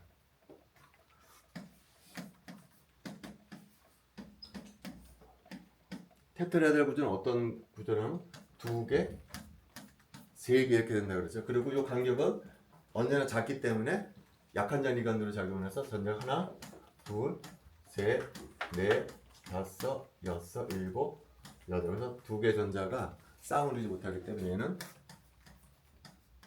파라마그네틱하고 이제 다이아마그네틱하다는 거예요. 그러니까 똑같이 8개 전자가 들어있지만 니간드가 뭐가 들어가 있느냐에 따라서 스키어프라나 구조를 할 때가 있고 테트라이드라 구조를 할 때가 있기 때문에 자기적인 성질이 달라진다는 거예요. 자, 그러면서 이제 질문이 있다는 거. 아까도 얘기했지만 자, 디오비탈이 8개 전자가 있을 때는 스키어프라나 구조가 유리하다고 그랬잖아요. 왜 유리하냐면은 요 4개 전자가 상당히 아래쪽에 있는 오비탈이에요. 요 하나만 위로 떠 있는 오비탈이야. 그래서 8개 전자가 들어있으면 이렇게 딱 들어가게 되면은 이거 안정된 구조라는 거죠. 근데 얘는 왜 이렇게 됐냐가 질문이라는 거지. 왜? 자, 왜 그러냐면은 이렇게 어떤 구조를 하느냐, 니켈하고 리간드가 붙었을 때 이 리간드가 어떤 구조를 하느냐는 2가지를 고려해줘요. 2가지. 첫 번째는 요 니켈하고 요 리간드 사이의 결합력이 강하냐, 얼마나 강하냐를 따져봐야 돼. 자, 근데 결합력의 관점에서는 방금 얘기했지만 스키어프라나 구조가 테트라이드라 구조보다는 결합력이 강해요. 왜 그러냐면 계속 반복하지만 요 4개 오비탈은 상당히 아래쪽에 있는 오비탈이라는 거지. 그래서 스키어프라나 구조가 이 4개 오비탈 전부 본딩 오비탈에 해당하기 때문에 결합력이 강해. 반면 스키어프라는 어떻죠? 얘가 중앙이잖아. 얘가. 요 간격이 크지도 않아. 결합력이 약해. 거기다 전자는 일부 또 위로 올라가 버려. 그렇기 때문에 결합력의 관점에서 보면은 스키어프라나 구조보다는 테트라이드라 구조보다는 스키어프라나 구조가 유리하다는 거야. 결합력의 관점에서는. 다시 하면은 요 4개 오비탈은 한참 본딩 오비탈이야. 근데 얘 같은 경우에는 요 간격이 내려가는 안정화되는 양도 작을 뿐만이 아니라 일부 전자는 다시 또 위쪽에 올라가고 있기 때문에 결합력의 관점에서는 별로 좋지 않은 구조라는 거예요. 자, 근데 두 번째 고려해야 될 것은 뭐냐면 반발력이라는 거예요. 무슨 얘기냐면은 니간들끼리 서로 반발할 수가 있다는 거예요. 니간들끼리. 예를 들어서 스퀘어 플라너 구조를 한다. 니켈이 있고요. 니간드가 이렇게 있어요. 자, 요 결합의 관점.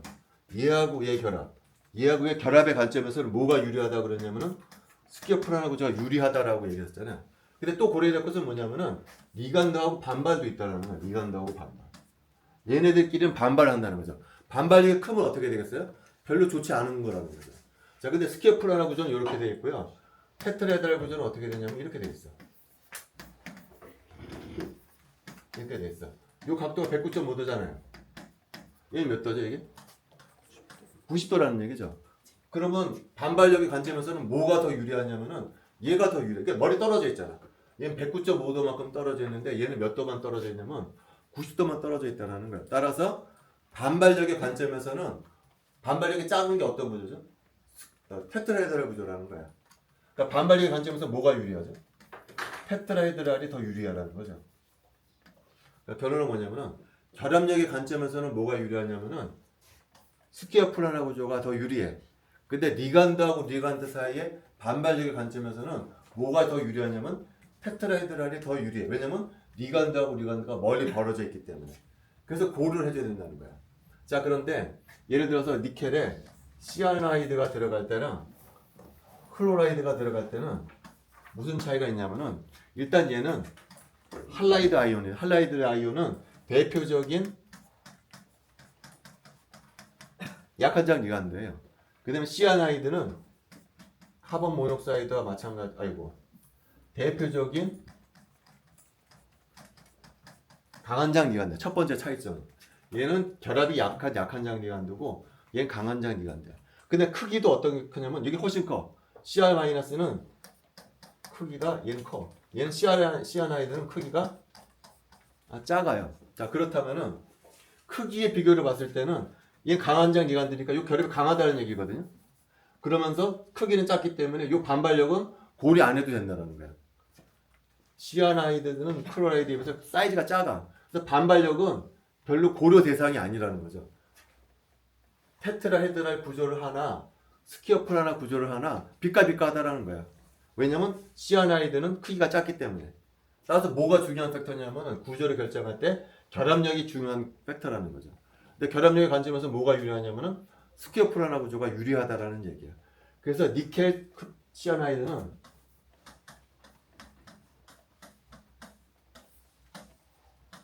얘는 스퀘어 플라너 구조를 하게 된다는 거죠. 반면에 클로라이드가 붙어있을 때는 이 사이즈가 커. 사이즈가 크기 때문에 이제는 반발력을 최소화시켜주는 구조가 더 유리하다는 얘기예요. 반발력을. 그래서 그럴 때는 어떤 구조가 더 유리하냐면 이제는 테트라헤드랄 구조가 더 유리하다. 얘는 결합력은 그렇게 강하지가 않아. 그러니까 이것도 별로 유리하지가 않아. 거기다가 사이즈가 크게 되면은 이제는 스퀘어 플라너 구조보다는 테트라헤드랄 구조가 더 유리하더라라는 얘기예요. 그래서 두 개는 됐죠. 그래서 기억해야 될 게 있어. 니켈은 조심해야 되는 거야. 리간드가 뭐가 붙어 있느냐에 따라서 리간드가 강한 장 리간드가 붙어 있냐, 약한 장 리간드가 붙어 있냐, 사이즈가 작은 거 붙어 있냐, 큰 거 붙어 있느냐에 따라서 구조가 달라진다는 것을 기억을 해야 되는 거지. 자, 그런데 니켈 아래쪽에 있는 원소들 있잖아요. 니켈 말고 팔라디움, 플라티늄은 또 어떻게 되느냐? 얘는 무조건 스퀘어 플라너 구조야. 대표적인 예가요.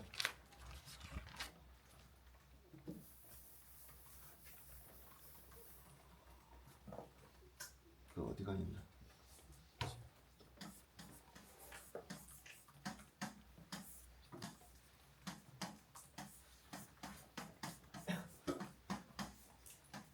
아까 니켈 경우는 어땠었죠? 니켈 경우에는 클로라이드가 들어가게 되면은 테트라헤드랄 구조라고 그랬어. 왜 그러면 리간드가 약한 장 리간드면서 사이즈가 크기 때문에 테트라헤드럴 구조를 가지고 근데 이 경우는 둘 다 뭐냐면 스키어프라나 구조.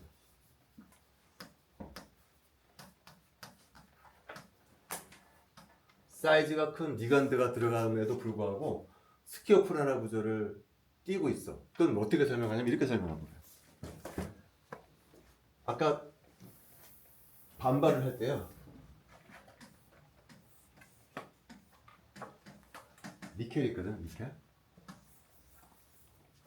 작게 해야 되겠다. 자, 그 다음에 팔라듐하고 플라티늄은 니켈보다 사이즈가 커요. 그러니까 어떻게 그려야 되냐면 이렇게 그려야 돼. 이렇게 그려주는 거야. 그 똑같은 리간드가 들어가서 CL이 들어가 있어. 이런 식으로. 여기도 CL이 들어가 있어. 자, 니켈하고 팔라듐은 똑같은 족이지만 뭐가 다르죠? 얘가 원자번호가 크기 때문에 사이즈가 되게 커요. 자, 그렇다면은 지금 문제가 되는 것은 뭐냐면 CL과 CL 사이 반발력이 문제가 되거든요. 근데 니켈 같은 경우에는 사이즈가 작기 때문에 똑같은 클로라이드가 있다라고 그러면 얘가 서로 붙어 있어요. 그래서 반발을 굉장히 심하게 할 거라는 거야. 근데 팔라듐이 들어가면 어떻게 하죠? 팔라듐은 이 가운데 원소가 상당히 커. 그래서 똑같은 클로라이드가 들어가지만 어떤가요? 얘하고 얘 두 개가 서로 멀리 떨어져 있다는 거야. 똑같은 크기의 클로라이드지만 니켈이라고 하는 작은 원소에 붙어 있는 두 개의 클로라이드는 가까이 있기 때문에 반발력이 매우 크다라는 거예요. 그래서 얘는 테트라헤드럴 구조를 선호를 해. 근데 팔라듐이나 플라티늄 같은 경우에는 중심문서 원소의 사이즈가 굉장히 커. 그래서 똑같은 사이즈의 클로라이드지만 얘가 멀리 떨어져 있게 돼. 그래서 이때는 이 둘 사이 반발력이 그다지 중요한 역할을 하지 않는다는 거예요. 반발은 구조를 결정하는데 중요한 팩터가 되지가 않아. 그래서 얘네들은 무조건 결합력이 강한 스키어프라나 구조를 한다라는 얘기예요. 그래서 결론을 얘기하자면 이거예요. 결론.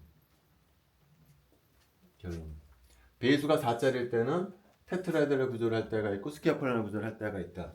특히 디오프탈이 8개 전자가 있을 때는 스키어프라나 구조하는 경우가 많은데 안 그런 경우도 있다는 거죠. 안 그런 경우. 대표적인 예가 바로 니켈이라는 거예요. 니켈. 이것도 지워버렸나?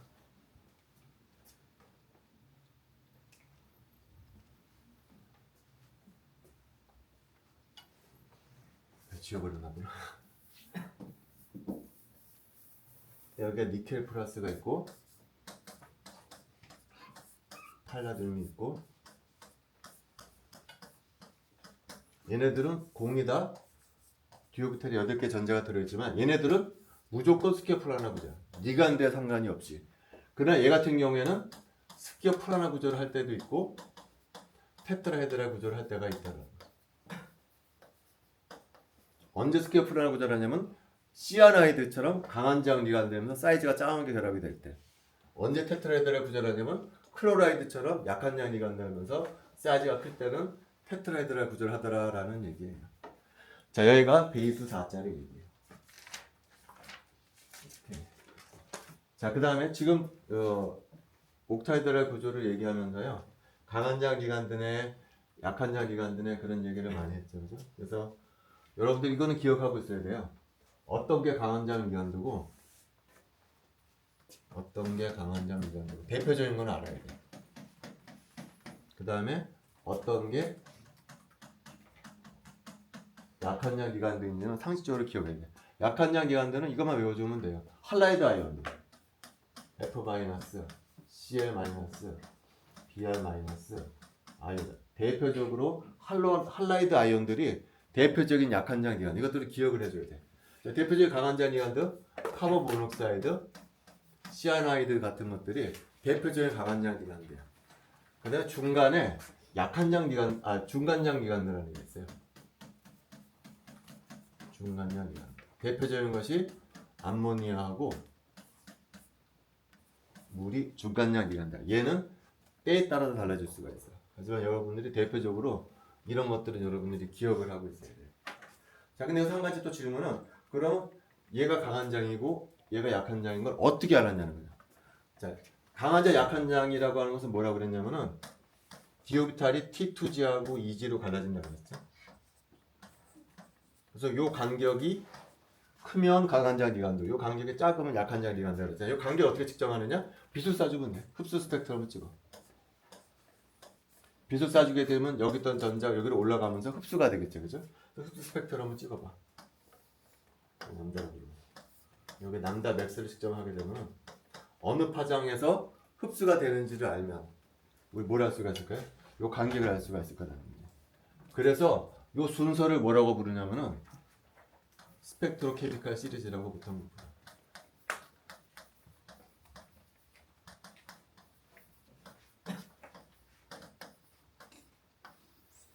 요 순서, 리간드의 순서를 뭐라고 부르요? 스펙트로케미칼 시리즈. 앞에 뭐가 붙냐면은 스펙트로라는 단어가 나와. 왜 스펙트로냐? 요 간격을 뭐가 주겠냐면은 흡수 스펙트럼을 찍어서 알아. 흡수 스펙트럼을 찍게 되면 흡수 파장이 나와. 흡수 파장으로부터 요 간격을 유추할 수가 있기 때문에 이 시리즈를 스펙트로케미칼 시리즈라고 부르고, 여러분들은 대표적인 약한장, 강한장, 중한장은 외우고 있어야 돼요. 오케이, 여기까지가 CFT 이론이에요. CFT 이론. 자, 그 다음 이제 배울 것은 뭐냐면은 CFT 이론 말고 이제 MO 이론을 배울 텐데, CFT 이론은 단점이 있어. 단점. 뭐가 단점이냐? CFT 이론의 가장 중요한 건 뭐라고 그랬냐면은, CFT 이론이 가장 중요하게 생각하는 것은 뭐냐면은, 메탈이 혼자 있을 때는 5개의 듀오피탈이 디제네레이트 되어 있다. 근데 리간드가 다가오게 되면은 쫙 갈라진다는 얘기죠. 근데 왜 갈라진다고 하는 거죠? 왜 갈라지냐면은 메탈하고 리간드 사이에 반발을 한다는 얘기죠. 반발. 메탈에 있는 디오비탈과 리간드가 갖고 있는 전자쌍 간에 반발하는 정도가 다르기 때문에 갈라진다라는 거였잖아요. 그렇다면은 요 스펙트로케미칼 시리즈를 설명하기가 매우 힘들어져. 단순한 이론으로는. 왜 그러느냐? 예를 들면은 약한 장이라고 하는 요 할라이드 아이언들은 죄다 뭐죠? 네거티브 차지를 띠고 있는 놈들이에요. 반면에 강한 장 리간드로 하는 놈들은 시아나이드를 몰라도 카본 모노크사이드는 어떻게 되죠? 중성이에요. 그러면은 메탈은 케타이온이고, 그죠? 플러스 이카라고. 얘는 케타이온이고 리간드하고 반발하는데 뭐가 더 반발을 잘할 거냐는 거지.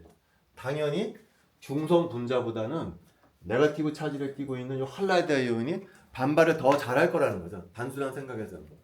그럼 얘가 강한 장 리간드가 될 것 같은데 오히려 중성 분자인 카본 모노크사이드가 오히려 더 강한 장 리간드야. 그래서 설명이 되지가 않는 거야. 설명이. 거기다가 강한 CFT로는 얘하고 해서 반발을 한다고 그러는 거야. 반발. 그럼 문제는 뭐냐면은 사실 얘는 메탈하고 리간드는 뭐를 이루죠? 컴플렉스를 이뤄요. 얘는 뭘 하고 있는 거야? 결합을 하고 있다는 거야. 결합. 사실 메탈하고 리간드는 결합을 하고 있는데 지금 설명은 뭐라고 하는 거야? 얘하고 얘가 반발을 한다는 거죠. 얘가 도대체 왜 결합을 하냐는 거지 그럼. 얘하고 얘가 반발을 하는데 얘는 왜 결합을 하느냐? 그거 설명이 안 된다는 거죠. 이런 식으로 근본적으로 설명이 안 되는 부분이 있어요. 거기다가 또 중요한 것은 설명을 못해. 스펙트로케미칼 시리즈라고 해서 스펙트럼 측정을 해보니까 얘가 약한 장 리간드고 얘가 강한 장 리간드인데 얘가 왜 약한 장 리간드고 얘가 중한 장이고 얘가 강한 장인지 설명을 못해. 왜 이렇게 되는지에 대한 설명이 없어. 그냥 찍어봤더니 그렇게 되더라라는 얘기죠. 그래서 이런 것들을 설명해 주기 위해서 뭐가 나오냐면은 이제 MO 이론이 나온다는 거죠. 그래서 이제 MO에 대해서는 잠깐 살펴보도록 할게요. 가장 어려운 부분입니다.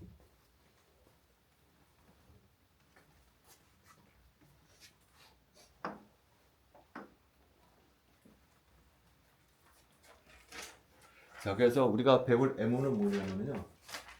요 컴플렉스를 배우려고 해요.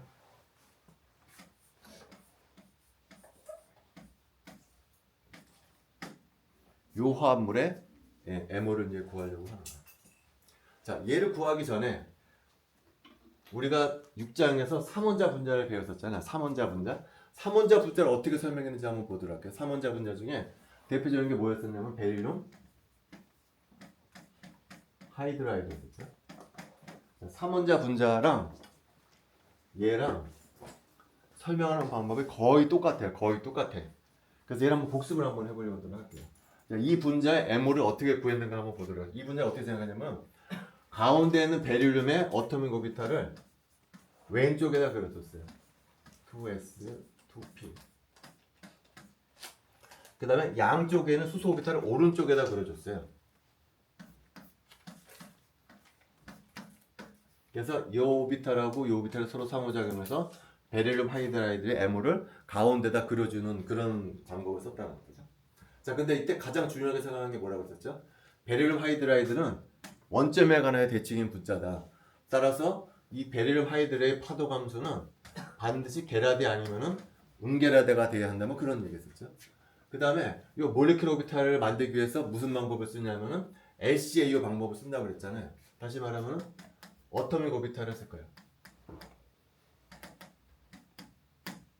어토믹 오비탈을 쓸 거예요.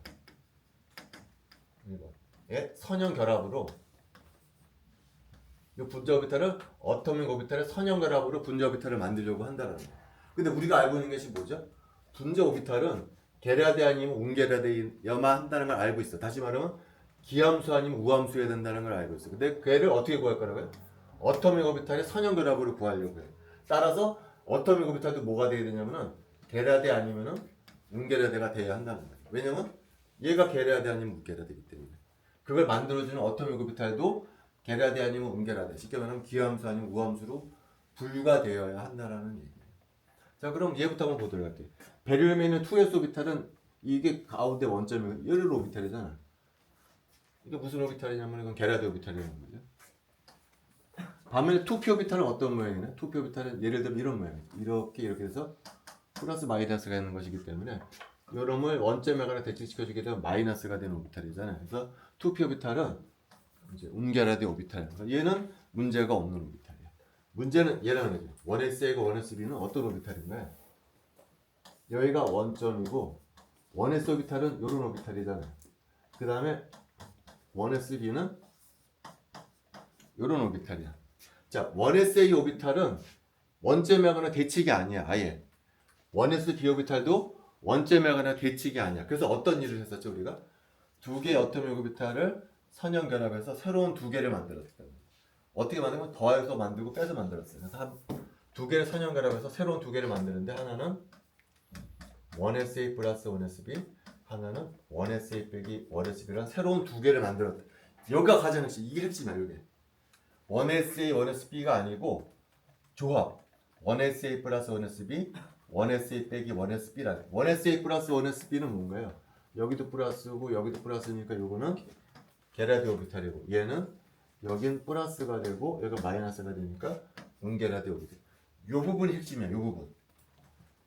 그러니까 가운데 있는 베릴륨이랑 상호작용하는 어토믹 오비탈이 1sa나 1sb가 아니고 1sa 플러스 1sb, 1sa 빼기 1sb라고 하는 조합이라는 것이 가장 중요한 거예요. 이거 꼭 기억해 줘야 돼. 그 다음은 별로 어렵지 않죠? 그 다음은 어떻게 되나요?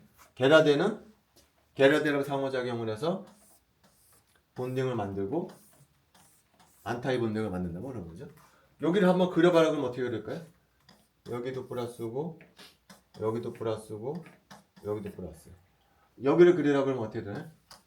플러스가 되고 마이너스가 되고 마이너스가 돼서 뭐가 만들어지냐면 노드가 만들어진다는 거죠.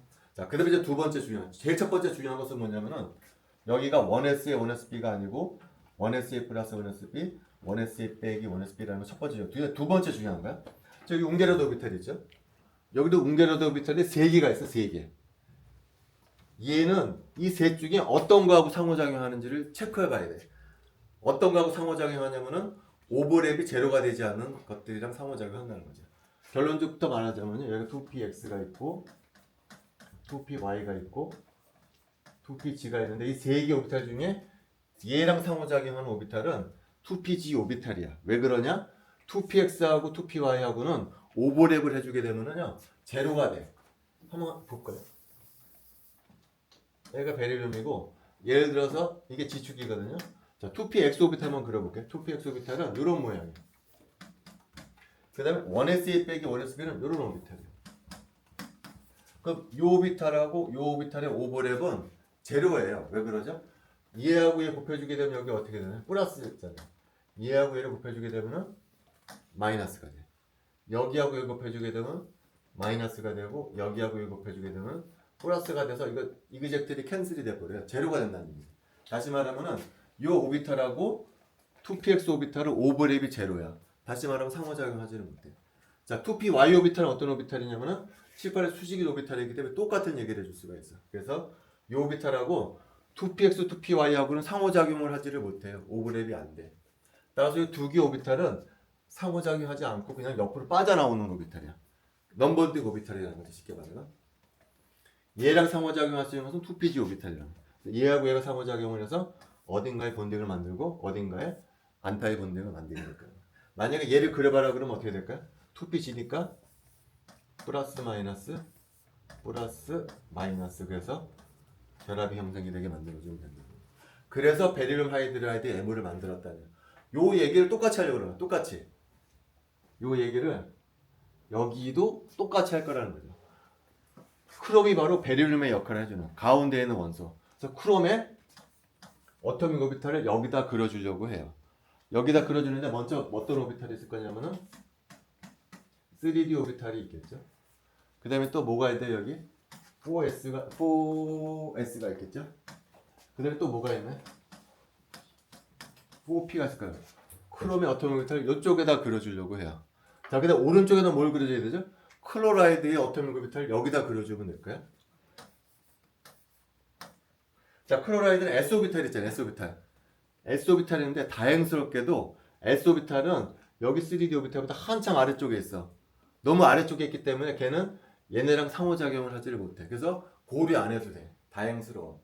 그럼 뭐가 남았냐면은 P 오비탈이 남아있잖아요. P 오비탈. 자, P 오비탈이 몇 개가 있죠? 클로라이드 하나다. 3개가 있죠. 근데 클로라이드가 몇 개가 있어요? 6개가 있으니까 토탈이 몇 개가 있어야 되죠? 18개가 있어야 되죠. P 오비탈이 18개가 있어야 돼. 클로라이드 하나당 3개가 있는데 클로라이드가 6개가 있기 때문에 P 오비탈이 몇 개가 있냐면은 18개가 있어야 돼요. 그래서 이거다 18개 그려줘야 돼. 하나, 둘, 셋, 넷, 다섯, 여섯. 이렇게 18개를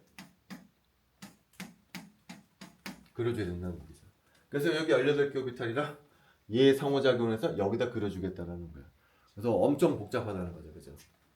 기본적인 구성 방법은 똑같은데 딱 봐도 엄청나게 복잡하다는 거야. 근데 기본 원리는 이제 많이 달라지지가 않아. 자, 근데 이 18개하고 한꺼번에 이 18개를 얘랑 상호작용을 시키게 되면 너무 복잡하다는 거야. 너무. 그래서 두 단계로 나누려고 그래. 두 단계로. 먼저 이 18개 중에 먼저 6개를 따로 뽑을 거야. 6개를. 그 6개를 무슨 오비탈이라고 부를 거냐면은 시그마 오비탈이라고 부를 거예요. 그래서 먼저 18개 중 6개를 따로 뽑아서 6개 시그마 오비탈하고 얘하고의 상호작용을 먼저 1단계로 하게 돼요. 1단계. 그럼 이제 몇 개가 남냐면 12개가 남죠. 12개 또 다 하는 것이 아니고 그 중에 3개만 따로 뽑을 거야. 3개만. 그래서 그 3개를 뭐라고 부를 거냐면은 파이오비탈이라고 부를 거예요. 그래서 파이오비탈하고 얘하고 상호작용을 고려해 주게 될 거라는 거죠. 그럼 또 9개가 남잖아요. 9개는 일반학에서 한다. 다행스럽게. 9개는 여러분들이 대학 가서 무기학 시간에 배우도록 하세요. 다시 정리하자면은 여기 18개가 있는데 한꺼번에 다루지 않고 먼저 6개 시그마 오비탈하고 상호작용을 1단계로 배우고 그 다음에 그게 끝나게 되면 9개를 다 하는 12개 다 하는 것이 아니고 이제 3개를 따로 뽑아서 파이오비탈이라고 정한 다음에 파이오비탈하고 얘하고 상호작용은 2단계로 배울 거예요. 그리고 끝! 일반 학원. 나머지 9개는 여러분들이 대학 가서 무기학 시간에 배우도록 하자는 거죠. 그래서 오늘은 먼저 시그마 오비탈이 어떤 오비탈인지만 정의하고 끝내도록 할게요. 18개 중에 6개 시그마 오비탈이 어떤 거냐? 이런 거예요.